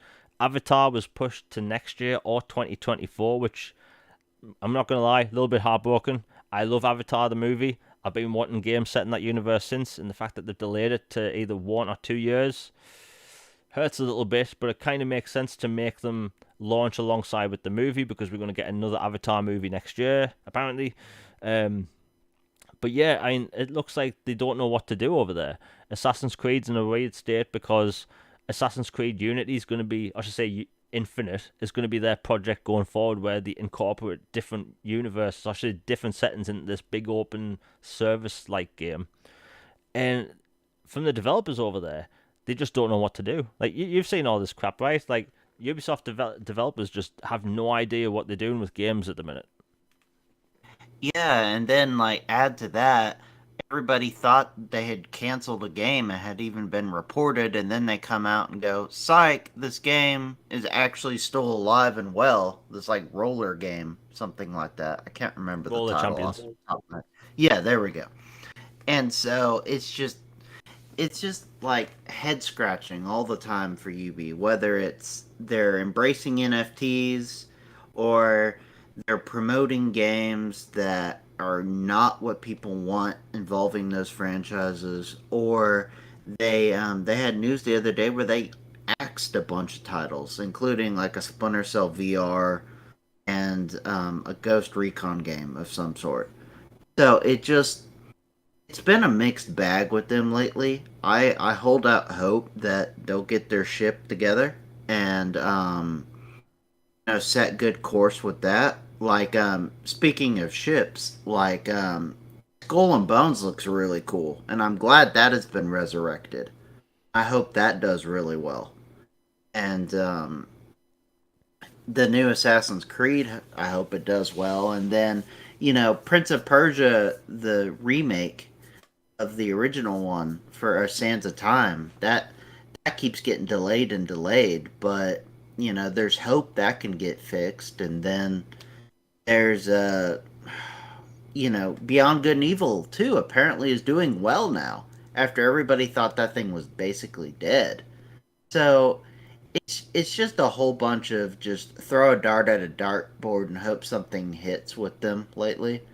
And it's just I hold out hope that they'll get it together. Yeah, they're in a weird position. The Splinter Cell remake that they confirmed that's still in development. It's gonna stay faithful to the original. It's 100% single player. They've already confirmed it's not gonna have microtransactions or any live service elements, all that stuff. So like that seems to be in good shape. Prince of Persia that was being developed by one of the teams in India, I believe. But now I think the game got moved over to one of their Canadian studios. Um, for whatever reason. But yeah, I mean, I love Ubisoft games. I do want them to like start making separate titles. Like they don't all have to be like each other. Like Assassin's Creed's going to be their bread and butter for years to come. Like those games sell over 10 million copies, easy, right? But I don't think we want every game to be like them. I mean, do you know one of the main reasons we getting Assassin's Creed Infinite? This game that's going to incorporate different settings and timelines and stuff is because when the pandemic kicked off, normally when a game comes out, it goes up in sales and then over time it dips over time. Happens with all games. Well, with the pandemic happening, it turns out before Assassin's Creed Valhalla launched, there was this huge spike in Assassin's Creed Odyssey copies. People were buying it in the millions during the pandemic, right? So they were looking at that thinking, do we give that game more content or should we have continued to make more content for it since it's still selling well? And that made them realize that they should make this game that has, Assassin's Creed Infinite's going to combine all these different worlds where you can choose from a menu and you do that game stories and all that stuff, but it's going to be free apparently, which I think is going to be disastrous. Um, but yeah, it's basically Assassin's Creed Odyssey selling well, from what I know, basically made them think that they should go 100% with this Assassin's Creed Infinite thing, which I think it's a bad idea. People say like, oh, copying Destiny's business model should work, right? But have you noticed every game that comes out that copies Destiny doesn't work? Like I think there's only two games that can copy Destiny, or two games like Destiny that can do well. There's Destiny and there's Division. Everything else fails. Anthem failed. Avengers failed. Everything else has failed. Like you've noticed this as well, right? Like all these Destiny style games just don't do well. Yeah, it's because Bungie knows what they're doing. They're they made their mark with Halo for a reason. They were really good at crafting a sci-fi universe and characters and a lore and abilities and gunplay. And then with Destiny, they took it to a different kind of experience. And the first one was fun, but then, going forward from that, they've added and expanded so much to where it's like a vastly different experience. And then people try to replicate that, and it's really hard because they kind of caught lightning in the bottle in that one. But, it kind of reminds you of the almost have you noticed, like you said, like every time someone tries to title a game as a something killer, it almost always fails Oh yeah. or falls on its face. Remember how this game was supposed to be a Forza killer, or this game was supposed to be a Halo killer, or this game was supposed to, you know, like replace this or that. Like in the case of Call of Duty, it did work because Call of Duty was largely back in the day made in spite of Medal of Honor. They're like, you know what? Forget Medal of Honor. We're gonna make this, and then it basically killed Medal of Honor. But that's like an exception. For the most part, make what you're good at, or take inspiration from things. Don't try to carbon copy something that another studio has kind of trademarked because it's very likely not going to work for you. Yeah, I mean, I remember Haze back on the PS3. They called that a Halo killer in the trailer. That was never going to work out. Drive Club was called a Force killer. That never happened. Anthem, some people called it a Destiny killer. That just Anthem killed itself. And the thing is, I remember the Anthem developers talking about how the game's going to get 10 years of support. They've got everything planned out, and it's like, what that game we got was made in 18 months. Like, I mean, that game was abandoned so quick that they left the Christmas lights on until May. Like, that's how much they abandoned it. But yeah, I think just Ubisoft just stop. They need to stop copying like people. I think like people should look at like, oh, all these games that copy Destiny or The Division fail.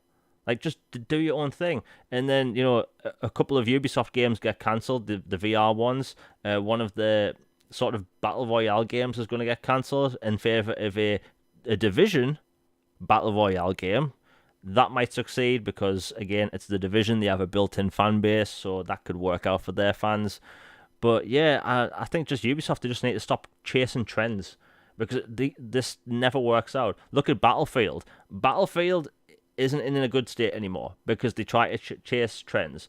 With Battlefield 5's Firestorm mode, which was basically a battle royale, it failed, never got support. They cut the support of that game really early.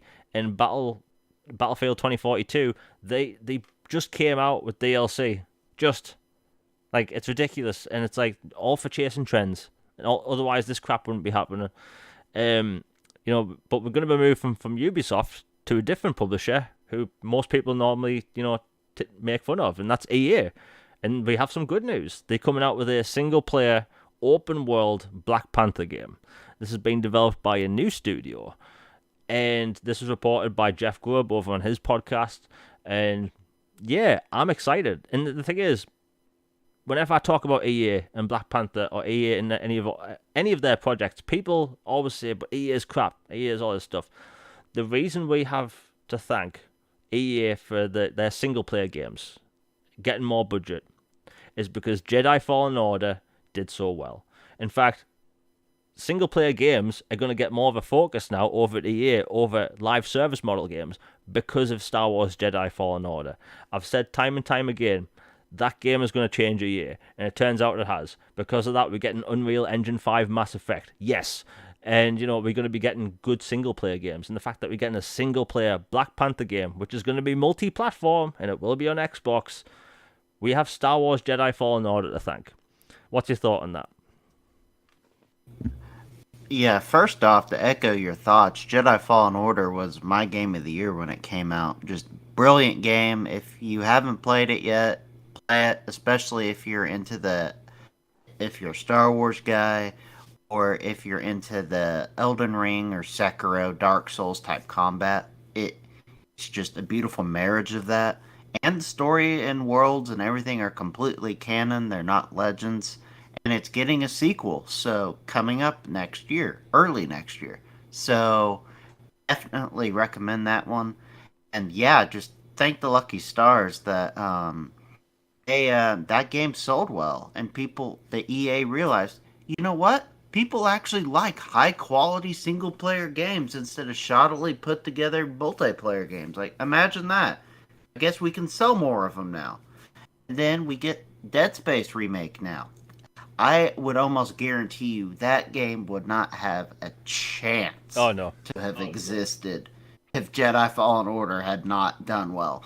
Because then EA goes back to their catalog and goes, huh, we have a few other of these single player games that were popular back in the day that haven't been out in a while. I guess we could give them a spin, see how they do. So I'm so glad about that.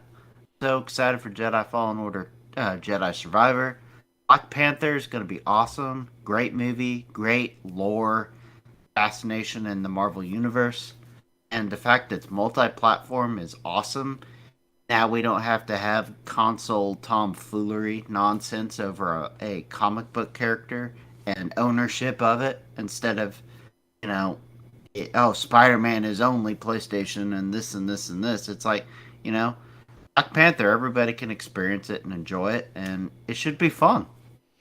Yeah, and one of the things Jeff Grubb did say is that, like I've said about the Jedi Fallen Order thing, like, single player games are getting more of a focus from EA now. Because I think some of these publishers and developers, and I hope Ubisoft and Square realize this at some point, live service models, people only have X amount of time per day, and X amount of time they're willing to dedicate to live service games.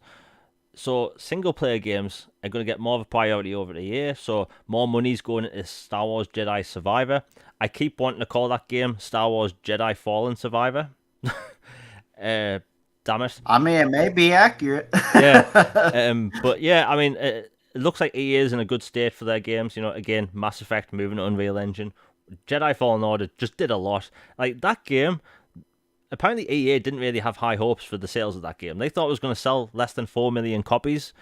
It sold over 10.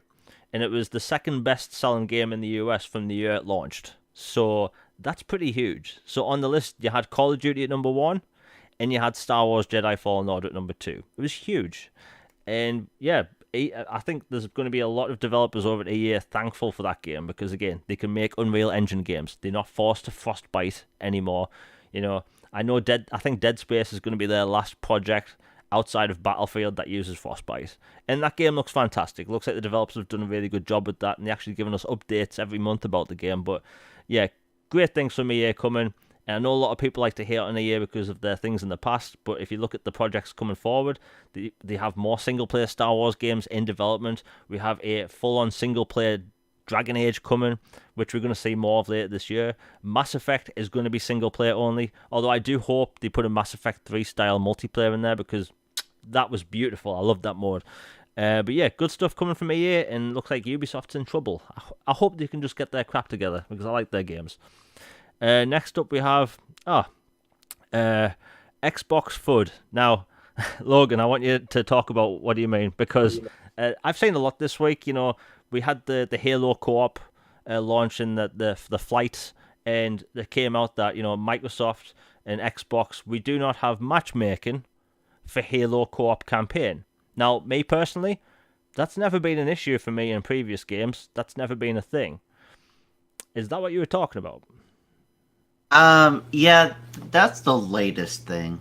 Just that people were making a huge deal out of something that hasn't been in the Halo series except for one of the titles. Like, for the most part, co-op has always been, you match up with friends or local.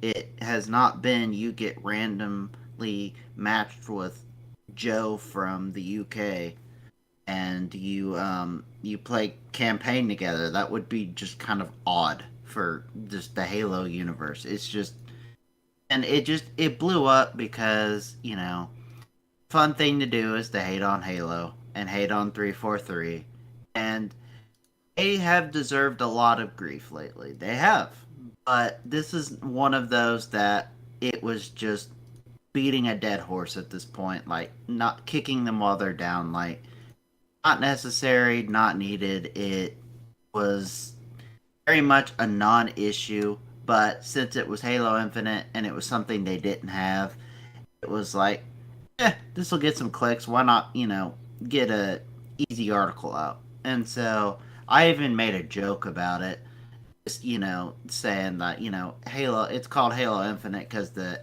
disappointment is endless. And it was just a tongue-in-cheek about it because it's just like, I don't know, everybody just finds something wrong with it all the time. And so I was just having fun with the negative Nancy's about it. But, it seems like Xbox always gets FUD about stuff.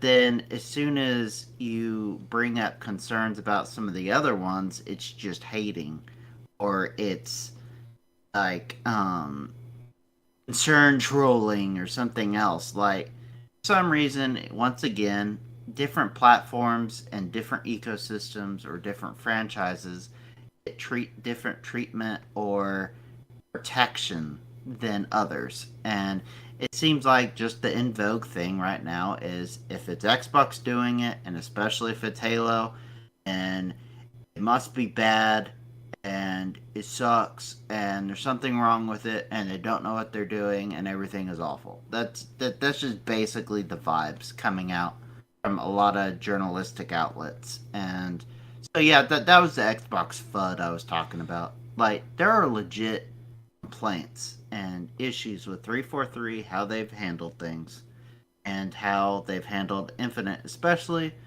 They've done some good things lately and have been riding the ship in some areas. They definitely need to get their act together in some other parts, but this was definitely not one of them. It was just a low hanging fruit, easy clicks kind of thing.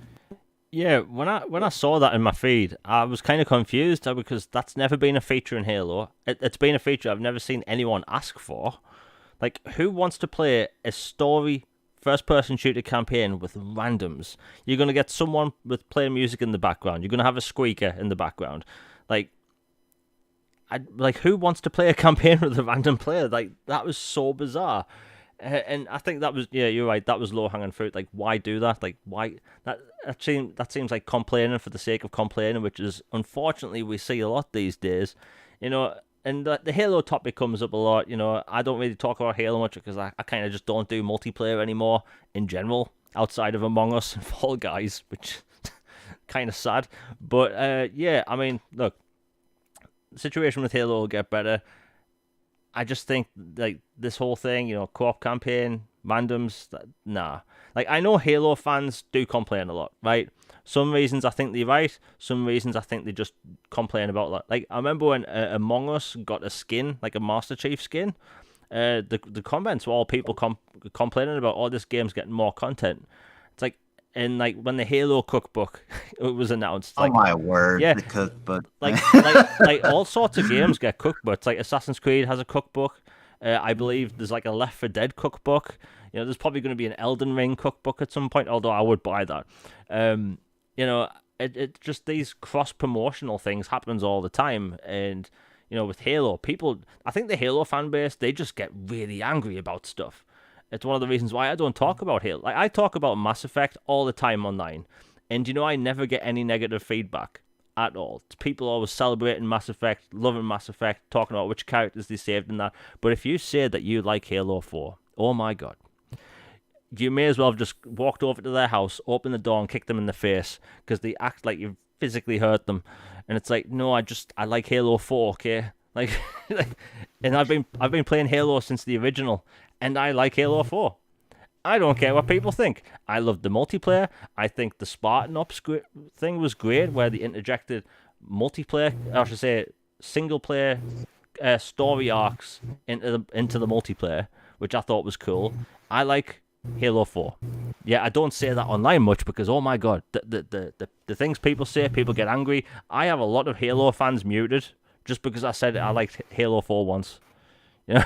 Yeah, I am. I'm in the same camp with you, honestly. Like Halo 4 is one of my favorite in the series. Like it is mind-boggling that that thing came out on 360. Like it was practically, I guess, cooking a 360 to run that thing. But like just visually, the story, the dynamics between Cortana and Chief, like I know the Prometheans are kind of controversial. Some people either love them or hate them, but it was new enemies, new concepts, and then Spartan Ops, and it just was different. And I thought it was like, wow, like 343 nailed this. Like this is a great follow up to Halo. And I know that's not the most popular take, but I'm with you on that hill. Like I love Halo 4. So yeah, like basically little Spark Notes cheat sheet for Twitter use. Like if you want to avoid a lot of angry folks. Just never bring up Halo, Last of Us, Star Wars, and you should probably have a good time. If you bring up one of those three fan bases or groups and have a take about it, my word, you've just opened the hornet's nest, and they will come for you. Like, even if it's something completely benign, it's just mind-boggling, man. Yeah, I mean the Star Trek fan bases are like that now, like a lot. Like I used to be like big into talking about Star Trek. I barely talk about Star Trek now because the fan base. I'm not gonna lie, I think they're nuts. They complain about stuff that doesn't even matter. I mean, although I am looking forward to the single player game Star Trek Resurgence. That game looks fantastic. But yeah, like there's something about these sci-fi universes and game universes people just get really upset about, and it happens all the time. But yeah, Halo, like I loved Halo 4. And the thing is, I love Reach. I love all the Halo games. I probably will never play Combat Evolved anymore because that game it's aged a lot, and I've played it like a million times. Halo 3's movement to me is just too slow. Like I'm playing as a super soldier. Why can't I run? Imagine Captain America if he couldn't run, right? We'd still be watching Civil War, right? Um, like why can he climb into a tank but not a wall? Like just things like that. Halo fans don't like it when I should say I'm doing air quotes. Halo fans don't like it when I mention that stuff because I'm right. Like why shouldn't a super soldier be allowed to grab a ledge? Like what does that even mean? But yeah. Anyway, we'll move on. So you want to talk about Xbox Japan teams? Care to elaborate because I've been out the loop so much lately. Yeah, the other day, Jez Corden from Windows Central and the Xbox 2 podcast alongside Rand, he had his big piece come out about the state of Xbox in Japan that he had been working on for a few months. Some people in the know in Japan, whether players or, other partners and stuff, and even got a statement from Xbox about it. But basically assessing how Xbox is doing in Japan and how they've like just absolutely just annihilated their Xbox One sales already this generation in Xbox Series X and S, and that Game Pass is going bonkers over there. They love xCloud as well, and that it's their fastest growing market, and that they're still dwarfed by Sony and Nintendo, obviously. But spoiler alert, they're Japanese companies. They kind of have a big head start over there. But it it's just a good sign that things are growing and doing well. They're getting more games and support, and that they're hiring positions to have like more of a presence in the region. They're like hiring a director of content, Japanese content and partnerships, I think. And just basically things are going really well, and they think they're going to improve even further, and they're interested in further bolstering content from the region, whether from their own party or from outside. And that in the official statement Xbox gave to Jez, that basically they said Japan was the cultural center of gaming, which is a pretty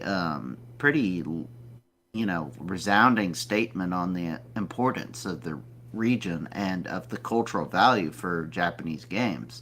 Like whether you're big into JRPGs or anime culture, this or that, like most modern gamers would, especially people our age, would acknowledge that you know Nintendo and so forth played a huge part in shaping the industry as how it is today, and that Japanese games and culture are interwoven directly into the fabric of gaming, whether it's Japanese games or not now. So it's just really cool that they acknowledge that and that they're committed going forward. Yeah, this just leads to more games coming over to Xbox and eventually maybe like an exclusive Japanese studio. It all points towards good stuff. And the thing is, on Twitter, I see a lot of like Japanese gamers buying Xbox consoles, like always posting the shopping online, and there's always an Xbox there. Like Xbox Series consoles, uh, how should I put it? They are sought after products because they offer value. You know, people look at Game Pass now, and if you look at Game Pass, there's a lot of JRPGs in there now. So I think people look at the value. The consoles are slick and sleek. They don't really stick out like a sore thumb. You know, they just fade into the background. The Series S in particular, you can literally put anywhere. You can put it underneath a desk. I've seen people make special little clamps that fit onto the back of the television. Like, so many different options. And yeah, I mean, this is just going to lead towards more content. Like, if it wasn't for Japan, I don't think gaming would be in the state it is now. You know, Nintendo basically brought gaming back from the brink after the whole Atari situation, and I'll always respect Nintendo for that. Like, the reason we have Xboxes and PlayStations and stuff now is because of Nintendo. You know, but yeah, all that stuff's good.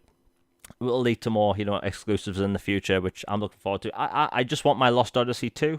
I think eventually it could lead to that, which is all I care about. And everyone's idle go and chat just said, I get this is an Xbox podcast, but these bots are getting ridiculous. Yeah, we do get a lot of porn bots on this channel. I don't know why. Although I was watching a video the other day of someone making a Gundam, and they were getting the same bots. So they just target live streams, unfortunately. I try to clear them out. If anyone that watches the podcast regularly and you want to be a moderator, let me know on Twitter.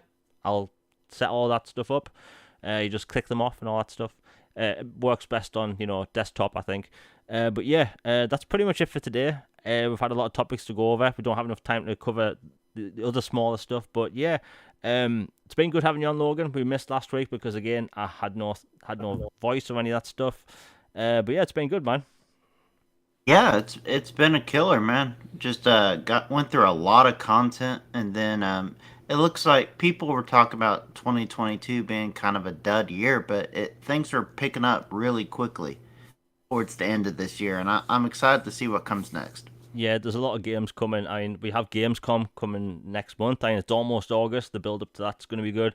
Ubisoft have an event in September, which we're going to see a lot of games announced. But all the games releasing between September and December, even August to December. The rest of this year is stacked more than people think. You know, going into 2022, a lot of people thought this year was going to be kind of slow. It's about to pick up really fast, really fast. And I think people are going to enjoy the rest of the year. Yes, it's a shame that Starfield and all that stuff was delayed, but I think that with things like, you know, the Callisto Protocol, High on Life, you know, Gotham Knights, Hogwarts Legacy, the list goes on. I think people are going to be really happy. I have a video coming out very soon, either tomorrow or the day after, about something coming to Xbox this year, or a few things coming to Xbox this year. I put out a video last week, or it might have been the week before, of all boss fights from Elden Ring in my playthrough. That video was a lot of pain and suffering, just going through Elden Ring all the way from start to finish. It's like 2 hours and 40 minutes long, pure boss battles from start to finish, no commentary. If people want to watch that, that'll be, you know, in the previous playlist or whatever. But yeah, thanks for everyone tuning in. Again, we'll be back next week at the same time, if everything's working again. If you like to support the channel, like, share, and subscribe. Comment, let me know what you're looking forward to in the future. Super Chats is now live, so if you want to support future episodes, you can do that. But other than that, I hope everyone has a good day. We are out. Peace, everybody.